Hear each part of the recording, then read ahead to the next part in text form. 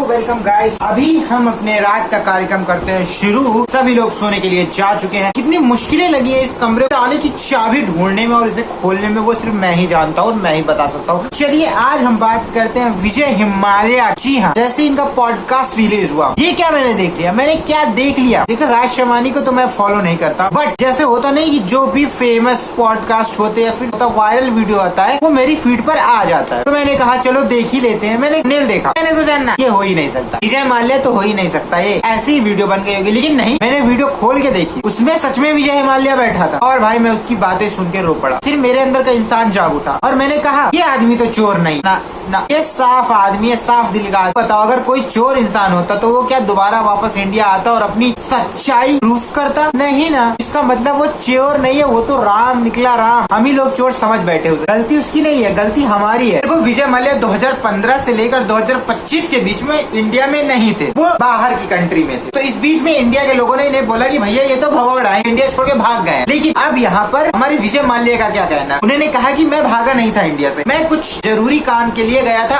India से बाहर, पैसा वैसा कुछ अरेंज करने के लिए। फिर मैं वहाँ जब गया तो उसके बाद वापस लौटने से पहले ही मेरा पासपोर्ट सीज कर लिया गया, गवर्नमेंट ने उनका पासपोर्ट सीज कर लिया। चलो ठीक है, मैंने माना। फिर उसके बाद इनका कहना ये है कि मैं ना अपने जो भी वर्कर्स थे मैं उन्हें पैसे तो देना चाहता था, लेकिन जो मेरा बैंक अकाउंट था उसे भी गवर्नमेंट ने ब्लॉक कर रखा था, जिसकी वजह से मैं पैसे भी नहीं लेन देन कर पा रहा था। ठीक है, पैसे भी नहीं निकाल पा रहा था। लेकिन यहाँ पर बात यह है ना, इन्हें ना इंडिया के जितने भी एम्प्लॉय वर्कर्स थे इन्हें पैसा ये नहीं दे पा रहे थे, लेकिन वहीं पर यूएसए और जो अदर कंट्री में बैठे थे इनके वर्कर्स एम्प्लॉय काम कर रहे थे, ये उन्हें पेमेंट कर पा रहे थे, इनको सैलरी दे पा रहे थे, पैसा दे पा रहे थे। बस इंडिया के लोगों को ही ये पैसा नहीं दे पा रहे। तो देखो यार, विजय माल्या के पास ना कोई एक इनकम सोर्स नहीं था, ना कि एक कोई बिजनेस स्टार्टअप था। उनके पास बहुत ढेर सारे बिजनेस स्टार्टअप थे जो कि अदर कंट्री में फैले हुए थे और उनके पास इनकम सोर्स भी बहुत ढेर सारे थे, कम से कम 5-6 से ज्यादा ही थे। बट आपको शायद एक चीज और नहीं पता कि आरसीबी को भी ओन कर चुके हैं, उन्होंने आरसीबी को भी ओन किया है। और आपको शायद पता नहीं होगा कि जो विराट कोहली आरसीबी टीम में सिलेक्टेड है ना, वो भी विजय माल्या ने जब आरसीबी टीम को खरीदा था तब उन्होंने विराट को सिलेक्ट किया था एज अ टीम कैप्टन। आपको शायद ये राज की बात नहीं पता कि विजय माल्या को पता था कि विराट कितने जरूरी है एक टीम को जिताने के लिए। उतनी समय उन्होंने आरसीबी टीम को जब खरीदा था तब से लेकर अभी तक आरसीबी नहीं जीत रही थी, तब तक इन्होंने अपना कोई भी इंटरव्यू नहीं रिलीज किया,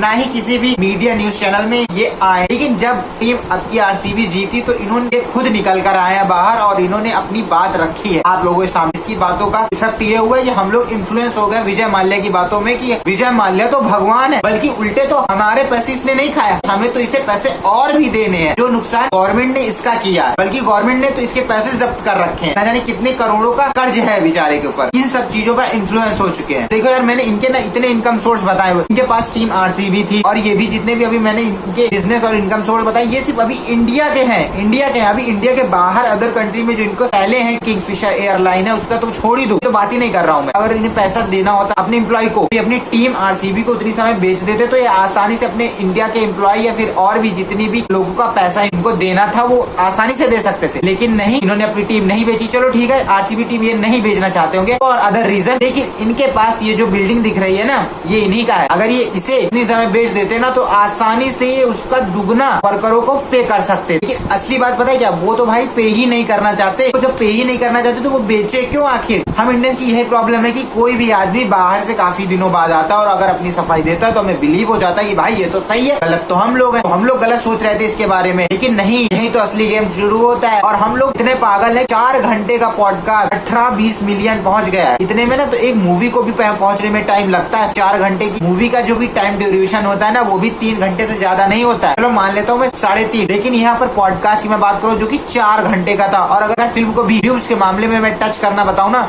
तो वो भी 24 घंटे में 24-20 मिलियन नहीं हो जाते, उसको भी कम से कम 2 से 3 दिन लगते हैं। और यहाँ पर इनका पॉडकास्ट 20 मिलियन ऐसे ही क्रॉस कर, क्योंकि इन्होंने इंडियंस की सिंपैथी गेन कर ली। इसके साथ गलत हुआ तो चलो इसको जल्दी से शेयर करते, तो वो क्या करते हैं, अपने दोस्त को शेयर करते, और उनका दोस्त उससे भी बड़ा चूतिया होता है, वो तीसरे को शेयर करता है, वो फिर अपने ग्रुप सर्कल में शेयर करता है, और जो ग्रुप सर्कल वाले होते हैं वो अपने ग्रुप सर्कल में शेयर करते हैं। ऐसे ही उसके व्यूज बढ़े और किसी लिए नहीं। और भाई सच बताओ तो हम लोग होते ही कौन है उसके पॉडकास्ट को देखकर ये जज करने वाले कि ये सही कह रहा है, ये गलत कह रहा है, ये फिर इसके साथ गलत हुआ है, फिर गवर्नमेंट ने इसके साथ गलत किया। भाई हमें उसके पास्ट प्रेजेंट के बारे में पता ही क्या है, हमें तो सिर्फ इतना पता है कि 2015-16 में इसने गवर्नमेंट के साथ स्कैम किया, झोल झपाटा किया पैसे का, और ये इंडिया छोड़कर भाग गया। और उसके बाद अब 2025 के बाद 2026 में ये एक पॉडकास्ट में आया, और जिस पॉडकास्ट ने इसने अपनी सच्चाई, अपने मन की बात रखी, अपनी साइड बताई, और अभी तक गवर्नमेंट मौका ही नहीं दे रही थी इसे अपनी साइड रखने का। बस हमें यही बता, भाई हमें तो उसके अंदर के घोटाले के बारे में पता ही नहीं, और बिजनेस के बारे में तो पता ही नहीं है, हमें तो सिर्फ इतना ही पता। और सच बताओ तो भाई 2015 में ना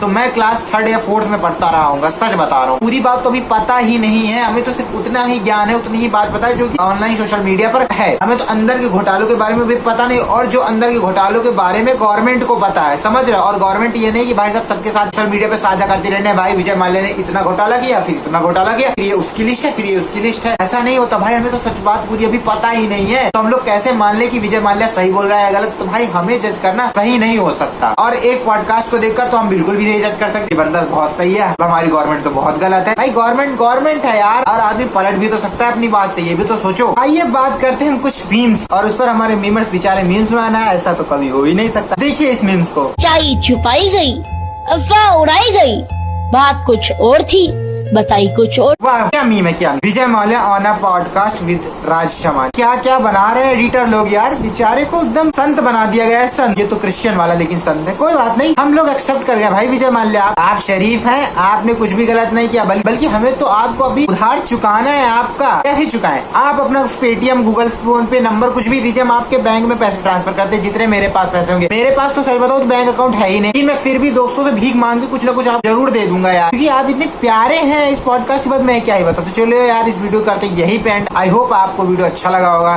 बाय बाय एंड टाटा।